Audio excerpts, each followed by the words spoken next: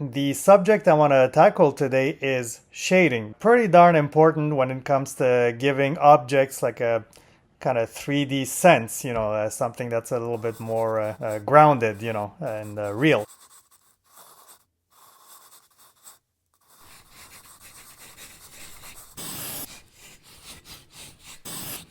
So you're sitting at your desk at work, you're bored, or if you're like me, you're on a phone call or in a meeting or whatever else, and you're just kind of doodling away on a piece of paper at the same time because whatever else is going on is really freaking boring.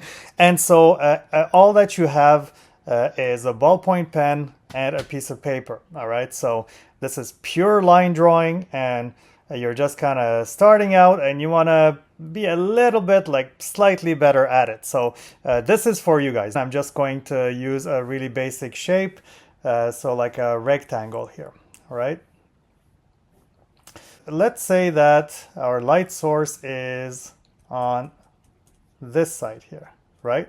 So this means this half of the rectangle will be illuminated and this other half will be in the shade. There'll be shadows, right? The first step you're going to want to do is just kind of in your mind trace a line down the middle. So, you split the object in two, light side and dark side. The main sort of idea here is that you want to pick a pattern. Whatever pattern you deem appropriate for the piece you're drawing, that's the one that you're going to go with. And the idea is that that pattern will become more and more dense as you move inwards, like as you move away from the light source and more into the dark. So let's pick an example here, a really simple pattern, like horizontal lines. So you want to use horizontal lines to depict, the shade on your object. What you're going to do is, with this kind of half point in mind, you're just going to draw horizontal lines going up to and maybe a little bit past your halfway point here. It doesn't have to be anything particularly dense or whatever, so let's go. Let's do this.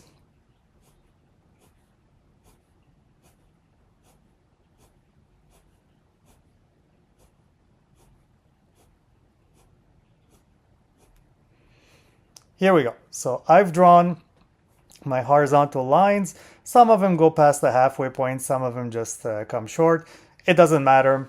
It's art, whatever feels right is what you go with. So we have this, and now we already get a sense that, like, there's a light source and there's some shade on this side. But to give it that little extra bit of oomph, you want to give it like this kind of gradient effect. It gets darker as it goes that way, but you want it to feel kind of natural at the same time. So what you're going to want to do is picture another line going down the shape here, but this one is going to split this shaded area in two. So it's the quarter of the way down towards the light. So you have that, and you're going to do the exact same process that you did this first time around, but you're going to stop just at around or maybe a little bit past this point now, this line dividing the shaded area. So here we go.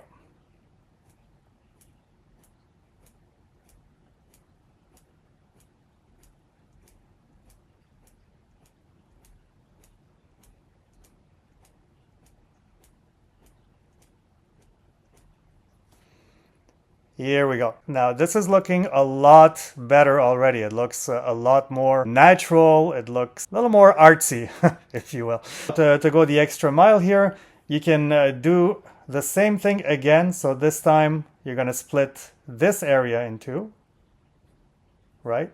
And you can do the same thing.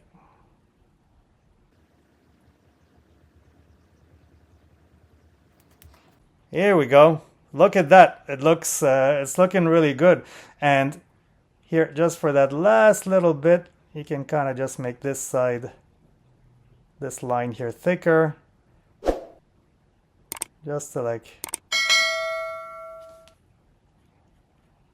go for those extra bonus points. We have our rectangle. It's nice and kind of shaded, but kind of gradually, it gradually goes from light to dark.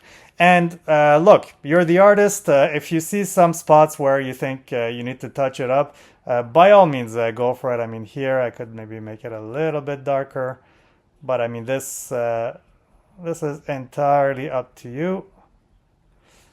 Here you go. So we've created this kind of gradient effect while using only a ballpoint pen. This is purely line work. From my point of view anyway, it's as pure as it comes to drawing, just not relying on tools or special techniques or whatever. Just, kind of blunt instrument, if you will, using the ballpoint pen. So we used this technique with kind of a horizontal line pattern, but this works pretty much with any pattern. So if I go and I draw another rectangle, and light is coming again from this side, and again we're going to split our object in two.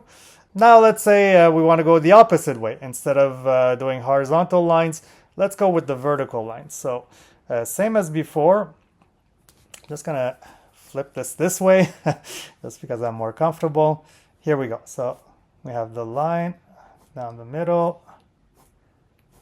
Let's go again with the same approach, nothing super condensed, and let's just throw an extra little line past the middle point there. So we have our first set. So as before, we split it in half once. Now let's split this part in half and do the same thing. And an extra couple of lines past the middle. There you go. And once again, let's split that down the middle.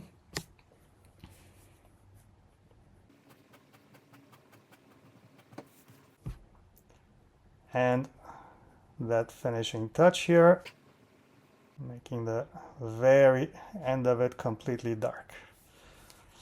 Here you go. So I have a similar kind of thing going on, but with a different pattern. And once again, just looking at it as the artist, you can say, hey, this here is a little too empty. I'm going to put some lines. Same here, same here, same here. Idea is the same. You have a pattern. It gets more and more dense as you move away from the light. Just to give one last example, if you want to go completely different, let's draw a third and final rectangle. Light is coming from there. Let's split it down the middle. We are going to use dots. So let's go. Let's draw dots. Kind of scattered around here a little bit. Here we go. And now I'm going to split this area in two. You can apply this technique to pretty much anything. I could make another video doing that with more complex subjects like the human figure or a face or something. So if you do want to see that video, make sure to subscribe to the channel. And until the next video, keep drawing. Every little stepping stone, each has magic all its own. Learning lines and curves so sweet, drawing brings the heart some beat.